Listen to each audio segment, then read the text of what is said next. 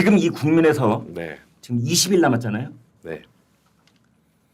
선거는 끝났다라고 봐야 됩니까? 변수가 남아 있다라고 봐야 됩니까? 제가 어떻게 답할지 알고 계시면서 질문을 아니. 네. 저 모르고 드린 답변입니다. 끝날 때까지 끝난 게 아니죠. 네. 네. 그러니까 실제 투표장으로 향해야 네. 지금 지지율에서는 뭐 당연히 민주당 후보가 우리 당 후보가 앞서고 있죠. 네. 근데 그건 지지율이잖아요. 네. 이게 실제 투표장으로 가서 투표를 행사할 때 해야 네. 그 결과로서 나타난 거기 때문에 그 당일날의 투표율도 문제가 있을 거 연관을 미칠 것이고 또 그 과정까지 지금 오늘도 뭐 하루하루 그 캠프 후보들뿐만 아니라 캠프 관계자들의 발언 하나하나가 네. 막 설화되기도 하고 막 문제가 되기도 하고 네. 해명하고 누군가는 벌써 지금 선거운동 3일째인데 선대위직을 내려놓기도 하고 이런 것들이 막 나오는 걸 봤을 때 이런 것들이 누적되면 또 어떤 변화로 이어질지 모른다고 보기 때문에 뭐 괜히 뭐 속은 아니면서 이렇게 또 말하실 수도 지금 있는데 방금 들은 느낌이 네. 겸손 코스프레. 아니 그러니까 제가 딱 그 말씀하실 것 같아가지고 내가 이거 얘기를 굳이 해야 되나 막 했는데 진짜 선거는 모르잖아요. 부자 몸조심 다음에 떠오르는 단어는 그런 거. 무슨 말을 해도 정말 진심이세요? 당 분위기가 정말 그렇습니까? 지금 그러니까 부자 몸조심이라 표현하실 수도 있죠. 그러니까 네. 예전 같으면 선거 기간 아니었으면은 그 정도 발언할 수 있지라는 발언들도 그런 발언하면 안 돼라는 분위기가 형성이 되어 있죠. 지금 뭐 어떤 분은 뭐 가산점 얘기 잘못했다가 뭐 경을 치고 있던데. 그러니까 지금 그분 벌써 선대직 3일째인데 선대직을 내려놨잖아요. 벌써. 네. 그러니까 그런 것처럼 출산 가산점 얘기했다는 거죠. 네. 그런 것들이 선거에 어떤 영향을 우리가 예측하지 못한 영향을 미칠 수도 있는 거거든요. 네. 그런 발언 하나가 그냥 단순히 아닙니다 사죄하고 사퇴하고 뭐 그러다가 사퇴했는데도 뭔가 이게 안 될 수도 있는 거예요. 뭐 어떤 일이 어떻게 될지 모르니까. 뭐 역대 선거 저보다 더 많은 선거를 경험하고 아시겠지만 아닙니다. 저는 그냥 이렇게 투표장에 한번 갔을 뿐이지 저보다 훨씬 경험이 많으시죠. 아니, 직접 선거를 치러보셨잖아요. 아니 그 언론인으로서 보셨을 거 아니에요 선거를. 언론인이 뭘 합니까? 언론인은 아는 거 하나도 없습니다. 많이 하시던데. 그래서 아무튼 그렇습니다. 뭐 변수는 충분히 남아 있죠. 그러니까 저희도 정신 차리고 해야 된다고 생각합니다. 네. 호준석 대변인께서 이런 답변을 들으시면은 네. 어떤 생각이 드십니까? 저도 공감합니다. 근데. 네. 물론 쉽지 않은 것은 분명하죠. 예. 근데 이제 저도 작년에 그 총선을 제가 치르면서 네. 한 달 정도 남겼을 때 그때 이제 그 악재들이 이제 겹치기 시작할 때였습니다. 네. 그때 MBC에서 한 여론조사에서 상당히 좋지 않은 결과가 나왔어요. 그래서 네. 제가 그날 그 저희 캠프에 그 다들 모여가지고 끝까지 하여간 열심히 뛰자. 그러면 한 번은 역전의 기회가 올 수 있다. 근데 네. 끝까지 열심히 안 뛰고 있으면 역전의 기회가 와도 그것이 무용지물이다. 저는 이제 그렇게 말씀드렸는데 네. 실제로 제가 느끼기에 역전의 기회가 한 번 정도는 왔었던 것 같아요. 예. 근데 이루어지지 않았죠. 네. 그것은 제가 할 수 있는 일이 아니었습니다. 그것은 이제 전체 판이 그렇게 됐었던 것이고 혹시 대통령 원망하십니까? 그 원망이 아니라 그 이제 사실관계입니다. 그것은. 예. 네.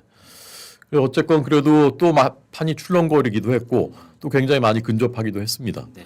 그래서 저는 지금 어렵지만 사실은 그때보다도 저는 조금 그 다르다고 보는 점은 네. 우리의 구도는 이틀 전에 시작됐어요. 이재명 대 김문수, 김문수 대 이재명 구도는 네. 불과 이틀 전에 시작된 겁니다. 네. 그 전까지는 여전히 윤석열 대 이재명이었습니다. 네. 그게 3년 딱 이어졌어요. 2022년 5월 10일 윤 대통령 취임부터 네. 2025년 5월 11일 후보 등록 때까지 딱 3년이 이어진 거예요. 네. 근데 비로소 이제 국민들이 이제는 윤석열이 아니라 김문수구나 우리의 그 대항마가라는 네. 것이 인식된 지가 이틀밖에 되지 않았고 네. 일부 여론조사 결과에서는 상당히 이제 그런 것이 반영된 여론조사 결과가 나오기도 했고요. 네. 그래서 저는 이제부터 시작이기 때문에 지금부터 끝났다 이렇게 생각하면 진짜 끝난 거예요. 그것은. 그렇지만 지금부터 시작이다라고 하면 반드시 기회는 올 것이다. 제가 취재했었던 역대 그 선거에서도 한두 번씩은 그런 변곡점들이 20일 정도 남았을 때 저는 있었다고 생각합니다. 네, 시청자 여러분, 오늘 나온 여론조사, 어제 나온 여론조사 두루 살펴보면은 지금 이제 이재명, 김문수 두 후보 사이의 격차가 사뭇 좁혀지고 있다는 결과가 있는가 하면 아니야. 20% 포인트 정도가 그대로 유지되고 있어. 뭐 이런 여론조사도 습니다. 그리고 이제 TK 지역에서는 어떻다, 또 뭐 다른 지역에서는 어떻다, 이런 세밀한 분석들이 있는데 그 얘기는 잠시 뒤 나눠보기로 하고요. 그래서 이제 지금 제 좌우에 계시는 분들이 앞으로 선거는 끝나야 끝난 것이다라는 대전제하에 앞으로 여러 가지 변화가 있을 것이다라는 말씀을 주셨기 때문에 그 변화로 돌발 변수, 우리가 전혀 상상하지 못했던 그런 변화가 아니고요. 지금 상상할 수 있는 변수가 하나 있습니다. 예컨대 뭐 유력 후보와 그 유력 인사들이 말실수를 한다든지 또는 이제까지 몰랐던 어떤 비리가 갑자기 폭탄 터지듯이 폭로됐다든지 이런 거 말고 그냥 지금 예측할 수 있는 것, 그것이 바로 단일화입니다. 단일화. 지금 더불어민주당 쪽은 다른 그 진보 진영의 군소정당까지도 다 진짜 단일화된 일극이라고 말하는 이재명 후보로 굳어진 지 오래됐습니다. 단일화할 때는 이제 이쪽 범보수 아니 이제 고유명사 써버리죠. 뭐 김문수, 이준석 이 단일화를 얘기하거든요. 자, 성 의장님, 그래서 예. 그 이재명 후보의 지지율이 뭐 지금 50%를 이미 돌파한 지지율도 있고 뭐 여러 가지 여론조사가 있습니다만 전체적으로 평균을 내봤을 때 40% 초반대의 그 박스권이라고 하는데 거기에 갇혀 있으면 이제 김문수와 이준석의 단일화 얘기가 탄력을 더 받을 것이다, 이런 얘기들이 있어요.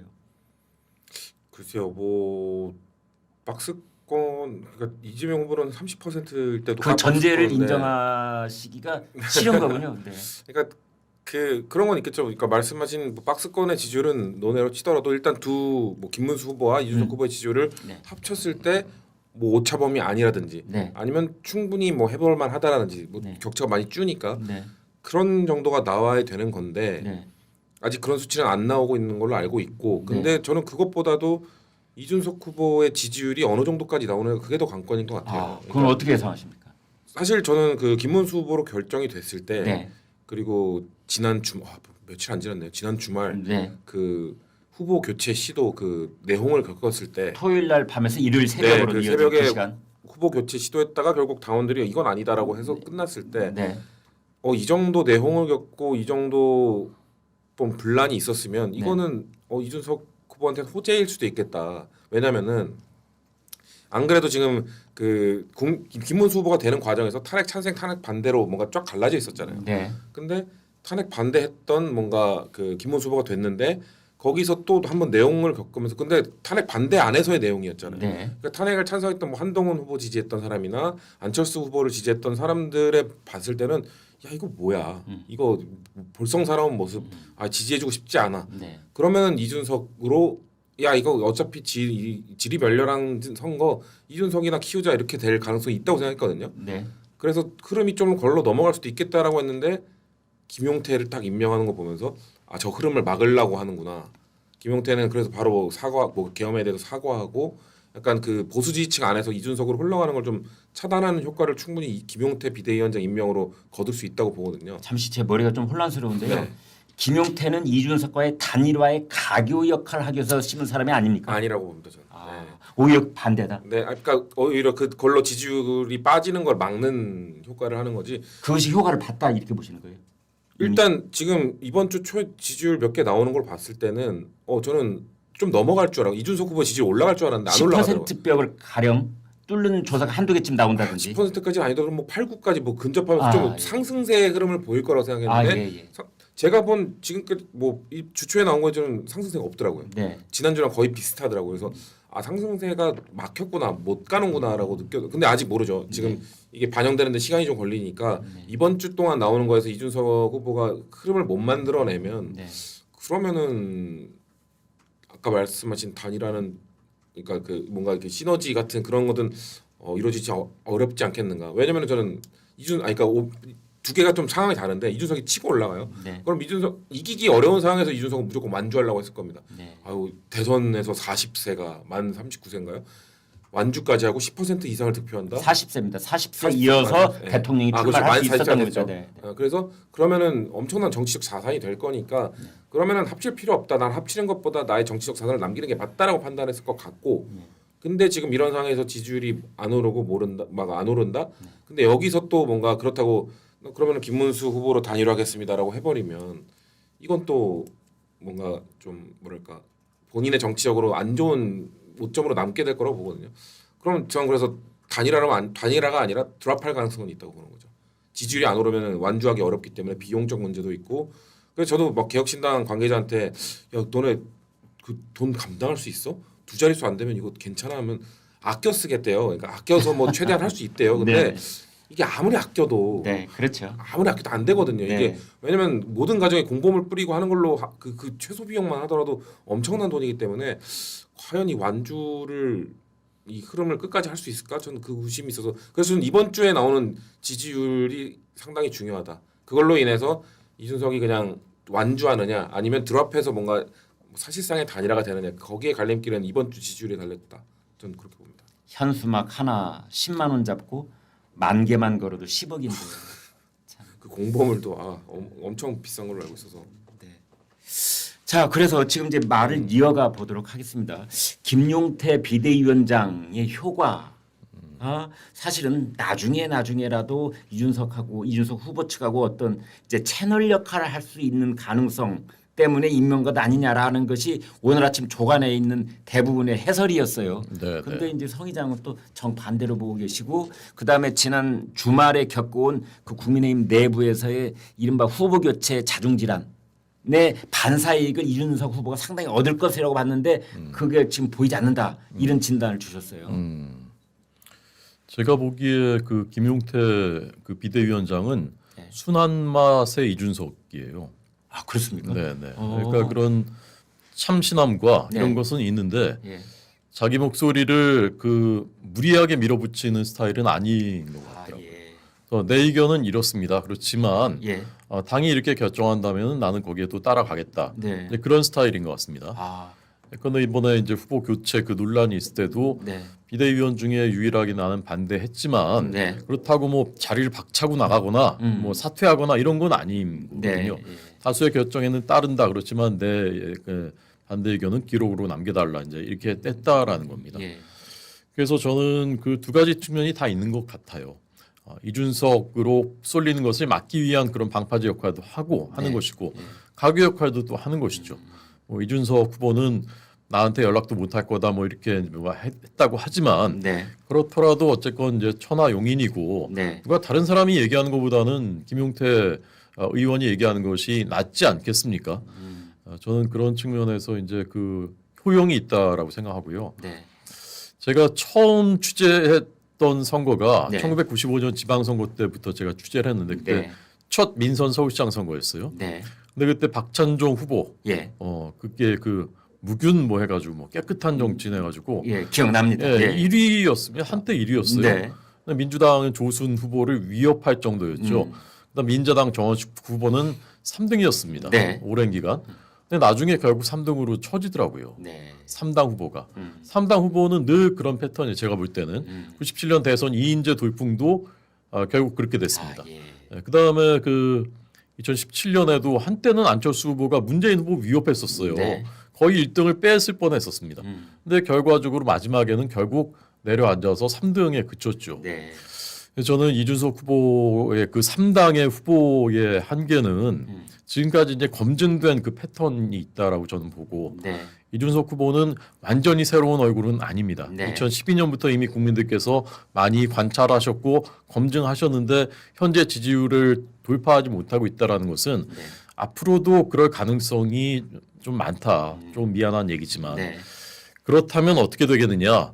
결국은 민심이 판단하는 대로 갈 것이라고 저는 보는데 네. 두 후보가 단일화해서 승산이 상당히 있다라고 판단이 되면 저는 단일화 가능성이 매우 높아지는 것이라 생각하고 네. 근데 그렇지 않다. 해봤자 별 의미가 없다. 이렇게 네. 되면 이준석 후보 입장에서도 이제 동기가 별로 없어지는 것이고 국민의힘 후보도 마찬가지로 동기가 없어지겠죠.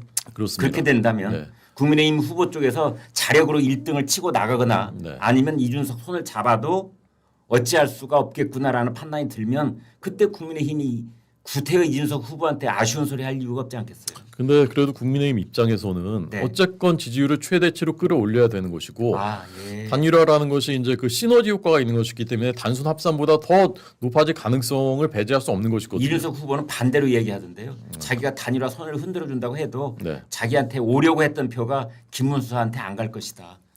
한 30%밖에 안 가고 나머지는 다른 곳으로 갈 것이다. 이렇게 얘기하더라고요. 근데 역대 단일화를 보면 제 반대 방향으로 간 적이 사실 더 많았죠. 예. 그러니까 시너지가 난 경우가 사실 저는 더 많았다고 보고 예. 그래서 저희는 아마 끝까지 노력할 것이라고 저는 보고요. 네. 이준석 후보 입장에서는 보수의 본인이 이제 차세대 주자가 돼야 되지 않습니까? 네. 근데 제가 이준석이라면 예. 보수의 종가가 분명히 있어요. 네. 이 종가가 허물어지지 않습니다. 수십 년 우리가 다 봐왔던 사실이에요. 그럼요. 네. 아무리 위기여도 종가는 그대로 있습니다. 네. 그렇다면 밖에서 근데 개혁신당으로 내가 보수의 적자가 될 수 있느냐 이후에라도 네. 그게 가능성이 높으냐 아니면 보수의 종가에 들어와서 이곳에서 내가 적자가 되는 것이 가능성이 높으냐 네. 저는 판단할 텐데 만일이라도 대선을 저희가 진다고 하더라도 네. 이준석 후보가 단일화해서 여기 들어와 있다면 저는 그 다음에 차세대 주자가 될 가능성이 상당히 있다고 보거든요. 그렇다면 어느 게 합리적인 선택일까? 오늘 아침에 중앙일보가 보도한 내용을 보면은 제목으로 뽑히지는 않았는데요. 본문 중에 이런 구절들이 있습니다. 일부 친윤 의원들이 이준석 후보 지지를 염두에 두고 개혁신당 입당까지 검토했었다. 맞는 얘기입니까? 가능성이 있는 얘기입니까? 친윤 의원들이요? 친윤 의원들이 개혁신당이 입당하려고 가능성을 검토하고 있었다는 겁니다. 왜 입당을 하죠? 그러니까 현직 의원이요? 이준석을 밀자. 그러니까 친윤 그쪽 예. 분들은 한덕수가 하차를 했으니 예. 이제 우리가 김문수한테 갈 수는 없고 왜 친윤 의원들이 김문수한테 갈 수가 없죠? 전 그 왜 이해가 약간 안 되는데 왜 친윤 의원들이죠? 쌍권하고의 예. 그 화합은 더 이상 안 된다. 그래서 권영세, 권성동하고 손을 잡고 김문수를 밀 수는 없으니 이거 말고도 뭐 속사정이 또 있겠습니다. 근데 현직 지금 국민의힘 의원들이 영남 의원들이 다수고 그분들이 지금 이준석을 배팅하기 위해서 당을 나가서 개혁신당으로 갈 가능성은 전 거의 0에 수렴한다고 생각이 되는데. 아니 한 발 더 나가서 네네. 개혁신당으로 가서 네. 윤석 후보를 돕는 것처럼 네. 5월 말까지 가다가 네. 그때 결정적 시기가 오면 그때 단일화를 같이 하는데 네. 견인차 역할을 해준다. 개혁신당 내부에서 제가 너무나 정치 공학 내지는 음모론적으로 얘기하고 있는 겁니다. 그게 2002년 때 노무현 후보가 이 4월에 후보가 된 다음에 좀 지지율이 지지부진했을 때 당을 나가서 정몽준 쪽으로 가신 분들이 얘기했던 얘기가 좀 비슷한 느낌이거든요. 그러니까 네. 아이가 뭐 이겨야 되니까 이회창이라는 거대 후보를 이겨야 되니까 우리가 나가서 지금 제3지대에 있는 정몽준 후보한테 먼저 가고 그런 다음에 그 교도부 역할을 하겠다라는 얘기를 그런 명분으로 나갔던 분들인데 그분들 다수가 10년 넘게 민주당을 못 돌아왔거든요. 그때 그래도 당에서 선출한 후보를 어떻게 보면 등지고 당한 거에 대한 이 배신자 프레임이 엄청 강하기 때문에 저는 실현 가능성이 없는 시나리오라고 저는 생각하는데요. 네. 제가 지금 소개한 그 기사의 다음 구절을 이제 손준석 대변인께 여쭤보도록 하겠습니다. 네. 당원 모집을 통한 차기 당권 레이스에 집중하며 당내 실망감이 더 커졌다. 이건 한동훈 전 대표를 얘기하는 겁니다. 네. 그래서 대선 승패를 떠나 보수를 쇄신할 차기 주자로 이준석을 언급하는 의원들이 국민의힘 당 내부에 많이 늘어나고 있다라는 기사입니다. 이거 잘못 짚은 겁니까 이 기자가? 그건 사실 제가 정확히는 모르겠고요. 제가 의원이 아니고 그 의원님들이 어떤 생각 대변인이시잖아요. 하시는지는 네. 정확히 모르겠지만 네. 자 우선 그 친윤계라는 그 규정부터가요. 제가 볼 때 굉장히 모호한 거예요 이게. 그렇게 하겠어요. 누가 친윤계인지 사실 저는 몇 달 전부터도 잘 모르겠어요. 네. 더더군다나 지금 윤석열 대통령은 이제 없는데 누가 친윤계인가? 그냥 이도저도 누구 뚜렷하게 그러니까 뭐 한동훈 계 이건 있잖아요. 누구인지 알잖아요. 네. 그러면 지금 김문수 계 이건 이제 최근에 이제 그 김문수 후보가 되셨으니까 거기에 뭐 분류도 할 수 있겠지만 나머지 분류 안 되는 분들이 되게 많아요. 이분들은 어쨌건 윤석열 대통령 때 공천받고 들어왔고 또는 영남이 그 지역구이고 또는 그 비례대표이고 이런 분들은 그냥 다 몰아서 그냥 친윤계다 이렇게 하는 거예요. 근데 그 친윤계가 뭔가 조직적으로 막 기획하고 공작해서 뭐 후보를 누구를 만들려고 했고 아니면 또 뭐 개혁신당으로 넘어가고 이런 것 자체가 저는 조금 그 기사를 썼을 때 이제 그 사실관계가 저는 주어에서부터 조금 저는 의구심이 신빙성이 많이 좀 의심이 되는 그런 측면이 있고요. 어쨌건 이준석 뭐 한동훈 이준석 이런 그 차세대 주자들이 있다는 것은 되게 다행스러운 일이고 그런데 당내에서 이준석에 대한 미움이 있었던 것은 사실이고 또 한동훈 후보에 대한 미움이 있었던 것도 사실이고 그런데 한동훈 후보에 대한 미움은 제가 볼 때 전당대회 경선 과정 거치면서 상당 부분 좀 희석이 됐었어요. 근데 이준석 후보에 대한 미움도 그 당시에 비해서는 지금 많이 희석이 된 것도 맞는 것 같아요. 네. 그럼 그럼 이제 그 다음에 만약에 뭐 그런 일이 있다면은 두 사람이 이제 경쟁할 수도 있겠죠. 다음 주자가 누구냐를 놓고. 한동훈 대 이준석 대 한동훈. 네. 근데 그것은 저는 이번 대선에서 어떤 모습을 보여주느냐도 저는 굉장히 중요하다고 생각합니다. 네. 그 두 후보들이 어떤 모습을 보여주느냐, 공을 더 생각하느냐, 그다음에 당 전체를 생각하느냐, 보수 전체의 미래를 생각하느냐 그런 부분을 아마 평가할 거라고 생각합니다. 한동훈 전 대표는 뭐 이 아무튼 보수가 이번 선거에 승리하기 위한 뭐 전제 조건을 세 가지를 이야기를 했잖아요. 네. 김문수 후보가 그것을 100% 이렇게 딱 받아들이기에는 매우 어려운 그런 전제 조건들을 내놓았다 이런 생각이 들던데요. 한동훈 네. 전 대표는 그렇다면은 이번 선거에 뛰어들 생각이 없는 것 아니냐라는 오해를 살 만한 그런 전제 조건들이에요. 그런데 흐름은 사실 그렇게 가고 있지 않습니까? 그러니까 그 합니다만. 비상계엄에 대해서는 네. 김문수 후보가 공식적으로 사과를 처음 하면서 매듭을 지었고 이미 했어요. 네, 했고 그다음에 이제 윤석열 전 대통령이 당을 나가는 것 네. 문제도 지금 그 기류를 보면 뭐 오늘 아침부터 이제 자진 탈당 얘기가 나오기 시작했고 그거 어떻게 돼갑니까? 김문수 후보도 기자들이 물어보니까 대통령께서 잘 판단하실 것이다 이렇게 오늘 답했지 않습니까? 뭐 서종욱 조원진 두 사람이 오늘 중으로 자진 탈당한다고 그분들은 뭐 특별한 소식통이 있는 거예요? 그거 잘 모르겠습니다 저도. 근데 어쨌건 저는 그거보다는 네. 김문수 후보의 오늘 말은 좀 의미가 있게 느껴지더라고요. 예. 기자들이 그거 물어보니까 대통령께서 잘 판단하실 것. 이것은 사실 희망한다는 말로 읽히지 않습니까? 네. 그래서 그렇게 되면 좋겠다라는 쪽으로 읽혀지지 않습니까? 희망 겸 약간은 압박도 하는 것 같고요. 네. 그래서 그런 문제들이 저는 사실 전제 조건이라고 생각해요. 선거를 대등한 조건에서 치르기 위한 전제 조건이라 생각하는데 그 문제들이 해결이 되면 한동훈 후보도 들어와서 역할을 할 가능성이 저는 있다고 생각하고 저 개인적으로는 그렇게 했으면 좋겠습니다. 그래서 앞으로 20일 동안 한동훈 전 대표도 적극적으로 역할을 해야만 6월 3일 이후에 자신의 역할을 찾아갈 수 있을 것이다. 그건 저희 전략적인 저의 판단인데 그렇게 생각하지 않는 분들도 있겠죠.